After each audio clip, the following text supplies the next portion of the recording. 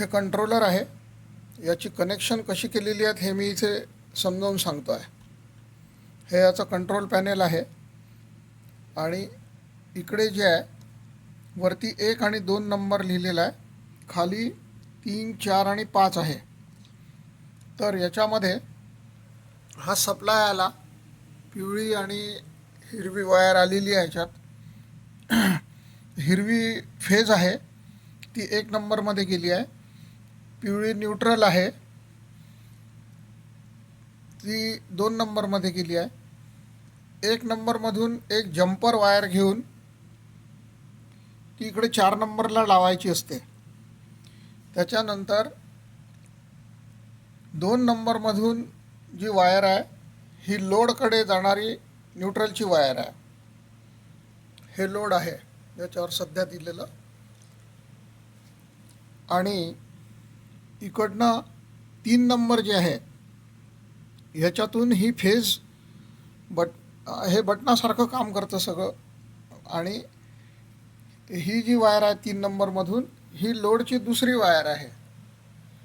आता मी हे ऑपरेट करून दाखवतो तुम्हाला. याच्यामध्ये प्रोग्रॅमिंग केलेलं आहे. पी फॉर प्रोग्रॅमिंग आहे. डी हा दिवस, 8 दिवसापैकी सोमवार मंगळवार ते सिलेक्ट करणार आहे. H1 यानी आवर कमी जास्त होतो, वाढत जातो. एममध्ये मिनिट वाढत जातो. आता हे ऑटोवर आहे. आता हे जर पी दाबलं मी तर इथे येत आहे 9 वाजता हा ऑन होईल. सगळे दिवस Monday, Tuesday, Wednesday, Friday all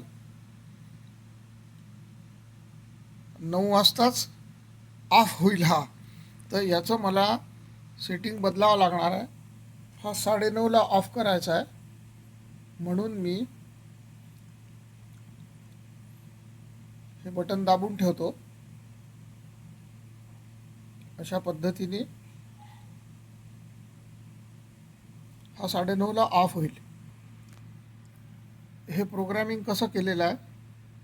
आता परत मी ते दाबलं की 10ला हा सुरू होईल, 10:30ला बंद होईल, 11ला सुरू होईल, 11:30ला बंद होईल, 12ला सुरू होईल, 12:30ला बंद होईल, 1ला सुरू होईल, 1:30ला बंद होईल, 2:01 सुरू होईल, 2:30ला बंद होईल,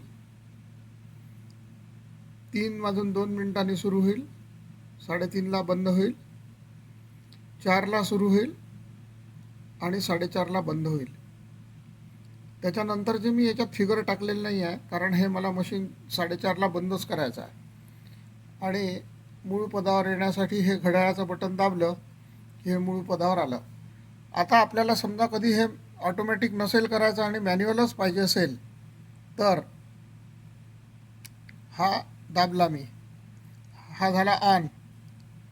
आता मॅन्युअली करायचं असल्यामुळे परत एकदा ते बटन दाबलं की ऑटोवर आला आणि परत दाबला की ऑफ झाला. अशा रीतीने ह्याचं ऑपरेशन आहे.